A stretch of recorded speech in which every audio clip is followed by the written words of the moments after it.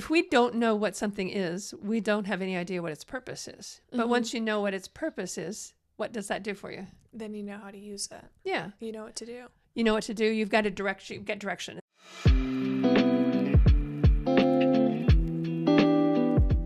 So I have a question for you. Okay. I have a picture here, and I think we'll put it on the camera. Any idea what this is? No. It's a kitchen gadget. Is it for salt? Nope. Okay, it grinds things up. Do you use water with it? You can. Probably not. Oh, is it a nutcracker? No. So I'll give you a hint. It's actually for making jelly. Do you mash up berries? Yeah, you put the berries and stuff, whatever you're using, you put that in there, and then you use that wooden thing to kind of roll around and around and around, and it mashes out. It basically strains. So you put a bowl underneath it, and it catches all of the juice as it comes down, and then you use that to make. So whenever you're trying to anyway, it has a purpose, and that's what I kind of wanted to ask you. I wanted to talk about a little bit today. Is if we don't know what something is, we don't have any idea what its purpose is. But once you know what its purpose is, what does that do for you? Then you know how to use it. Yeah. You know what to do. You know what to do. You've got a direction. You've got direction. It's like, okay, that sounds good. I really want to make jelly. Maybe I'll go get some fresh. What kind of berries would you like? Blackberries. Okay, so you're gonna make blackberry jam. My boyfriend says that's a weird quirk about me. Is that I love just eating blackberries. Like, like I'll blackberries? eat like a whole bin of it. Yeah. So what if you could get the juice out of it without all those seeds? Oh, I Blackberries are full love of that. seeds. Bro, I'd make a mocktail. Okay. Well, anyway, I have one of those in my basement if you'd like it. Yes, I actually would. But I think what I wanted to talk about today, I think, is about purpose. Because once, if we look at a gadget, if we look at something, we can say, okay, this is its purpose. When we hold out our phone, what is the purpose of your phone? Well, there's several. It has several purposes. One is mainly to connect with other people. What about our own selves? What about our own lives? What is our purpose? Any thoughts? That is a huge question. That like you could go so many different ways with that. Like some people say that their family is their purpose, their work is their purpose, their dog is their purpose. Well, I think having some kind of a purpose is huge in that it helps us have a direction in life. And everybody has a different type of purpose, I think. One of the things that happens when somebody loses purpose, when somebody can't find a purpose for their life, a lot of times a hopelessness and a helplessness kind of comes in. We get more depression, more anxiety, more even suicidal thoughts or worse. And I think that the key thing is, how do we identify our purpose if we don't feel like we have one? Where does it come from? I'm reading an interesting book right now with my sister, and it's called Living Fearless by Jamie Winship, and he's a Christian author, and he talks a lot about like purpose and identity. And it's interesting to like hear how he describes it for himself, because like he was a policeman, and then we're at like the beginning of the book. I've read it before, but that was a while back. He was a policeman, and like he went overseas, and the way he describes himself is like it's a militant peacemaker. I think that's the term.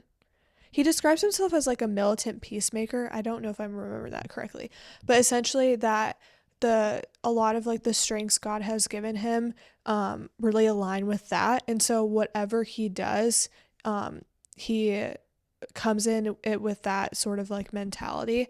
And he said that he describes it as like, imagine you got a job and you suck at your job. You have no strengths in your job, and you keep going back every day, and every Sunday you're like praying, like, help me get better at this job.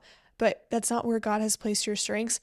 Even if you've prayed, like, you're still going to go back there, and it's still going to be really difficult and hard, and you're not going to be living in your purpose.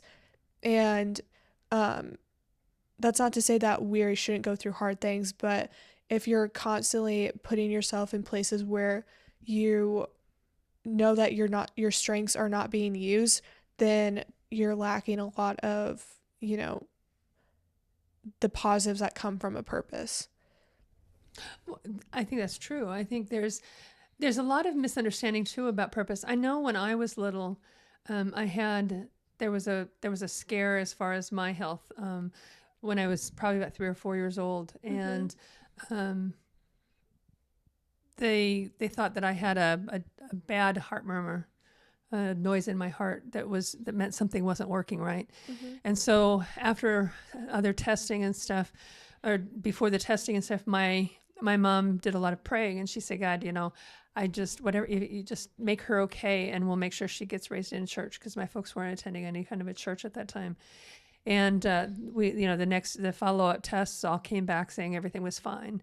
And so she's like, okay, I don't know if God healed her or not, but we're gonna make sure the whole family is gonna go to church now at this point. So you could blame me, my siblings, but anyway, one of the things I heard from that time growing up was my mom would say, I don't know what it is, but you have a purpose in life. You have to find out what that is. And so I went into adolescence and adulthood thinking, okay, I have no idea how to find a purpose.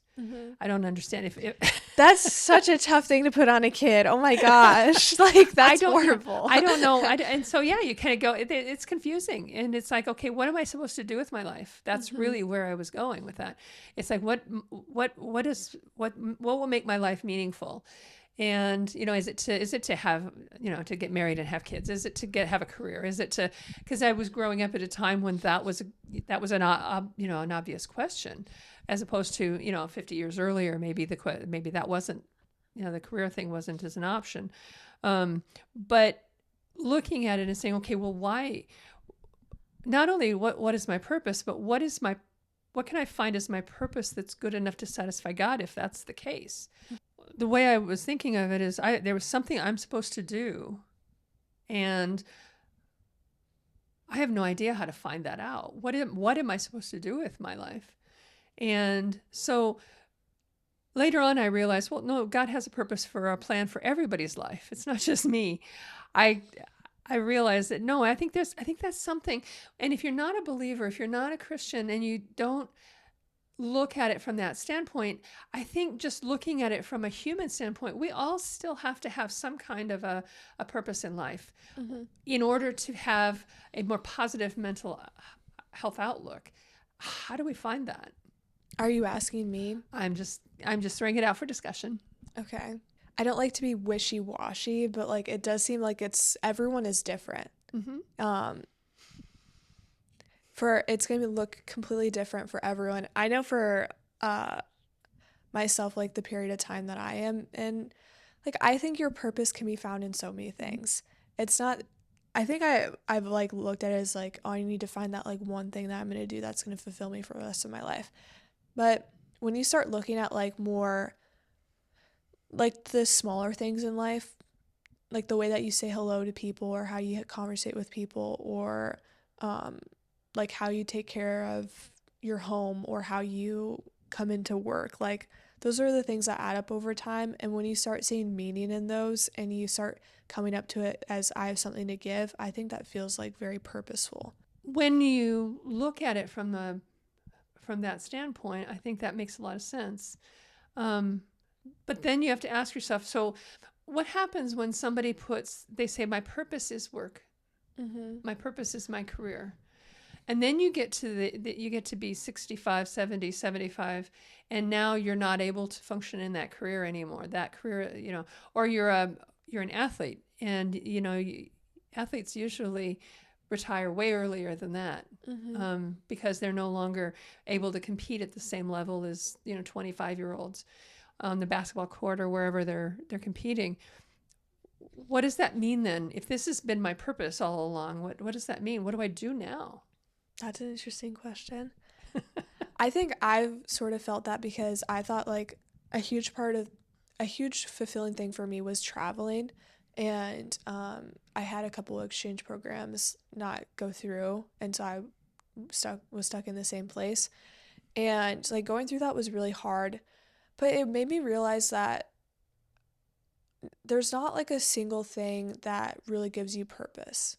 Like I think it's a mix of a lot of things. Like I still found joy and like happiness and responsibility with the things that I was given in that situation, even though I didn't get like one of my top 3 dreams. You kind of had to switch and find a new purpose Yeah. when those things fell through. Yeah, and I think purpose really comes from, at least from like my worldview, like from a Christian worldview, like purpose comes from like serving others. And I know like during that time it felt really great to be like connected with other people and to like be in relationship with them. And yeah. Well, I think some Christians listening to this today might be kind of frustrated with what we're talking about, because they'll say, well, of course, our purpose as a Christian is to glorify God. Okay, fine. I don't disagree with that. But what does that mean in a practical day-to-day sense? Yeah, see, so like I'll hear things like that, like, oh, our purpose is to glorify God. And it's like, well, yeah, and also like what do you mean by that? Like that sounds like a Hallmark card. Like how does one glorify God? And like then it's where the discussion gets like immensely deeper, and everyone is going to have like a different perspective on it, in a different way that they glorify God. And so when I say like all like the things I'm going to say, this is all what I've experienced like in my relationship with Jesus. Like I found that for me personally, one of the ways that I glorify God is like being connected with people. Like, and what I mean by that is continuing to like go out to coffee with them and to hang out with them. Because personally, like I take so long to bond to people, and it's actually like really difficult for me to like connect with people like emotionally. It takes so much effort and so much time and so much energy. And so if I like my first thought on that is like, okay, well, if I don't just like feel like it, then I'm not going to do it. But I know in like the long term where God has like placed my gifts is to be there for people. And if I'm not connected with people, I can't be there for people. I can't provide the gifts and talents that God has given me. And so that's one way that I glorify God. So I think that's good, and I think it's important too people realize that we are created, where we were created to be in relationships with others, whether you look at it from a biblical standpoint or whether you look at it from a worldly evolutionary standpoint. You know, you can say we're bonding mammals from that vantage point, but we do need other people, and so connecting with others is part of our purpose if you look at it from that standpoint. One thing that we've done, and I think it's really important to kind of bring out is, and this is, you know, we're here to talk about different issues, but ultimately we have resources available. And one of the resources I think that fits in with this a little bit is our Starting the Journey workbook. It's the first book that we put together, and it's just a workbook to sit down with another person. You know, you can sit down with a friend, you can go through it, you know, both of you going through it. You can use it as a coaching process where you walk through it with somebody else. Or you can get one of these and say, hey, would you go through this with me? If you have somebody in your life that's a mentor or coach. But what it does and what it ultimately can do is help figure out what are my strengths? What kind of things do I have to offer people, to offer myself, to offer people? What can I do? The strengths give us an example of what we might have as a purpose, if you think about it from that standpoint. You know, if you were going to, you've got your own apartment now. Mm-hmm. If you all of a sudden found out that your boyfriend was bringing his parents over for dinner and in a half an hour, mm-hmm. what's the first thing you're going to do? I'm going to clean up and try to make some food. And what would you do to try to figure out what you're going to make for food? Look at my fridge and look in the fridge. What do I have to start with? Yeah. What are my strengths? Is essentially what we're doing. What do I have as strengths? A lot of times people don't want to look at those kind of things. They don't realize that they have strengths, or they've never really thought about those things. We tend to focus more on our weaknesses, which is the next step, is looking at what are my growth areas, or what are my weaknesses. But we tend to go stronger towards our weaknesses. Think about it this way. You get up in the morning, you stand in front of the bathroom sink. What's the first thing you're going to look at in the mirror? My face. What are you looking for? My puffy eyes. Your puffy eyes. You're looking for flaws to fix, right? Yeah.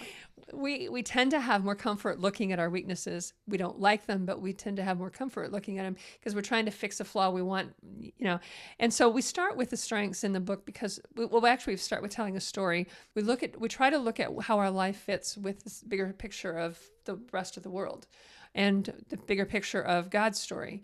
And it's like, here's my story. Here's these key things that have happened in my life. Now we look at those things and say, what are the strengths that I can see in those things?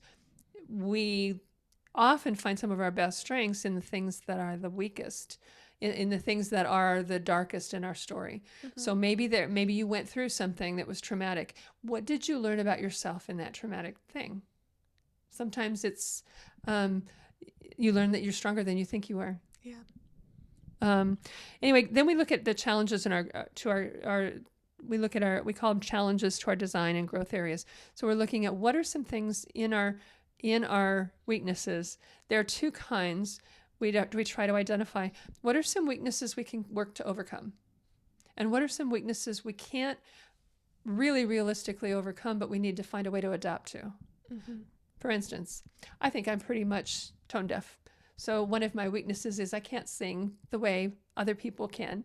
And so how do I rectify that? I only sing on my own in the car. I don't subject anybody else to it. And I can't really change the tone deaf part, so I learned to adapt to it. But there are other things that you can change. Maybe you have a lack of information or lack of an understanding and knowledge in a certain area. We can grow that. So anyway, that's part of it. And then we look at worldviews. Where do you get your worldview? This is where our purpose kind of comes in too. We're asking the questions: who are you? Where did you come from? Why are we here? And so that's kind of the key point in just really looking at what do we know about those kind of things. So anyway, there's more if you want. There's a lot more information in here. There's 8 sessions in this to go through with somebody. I promise you it will get you more information. You'll learn more about yourself and others through going through this than you even realized that you had.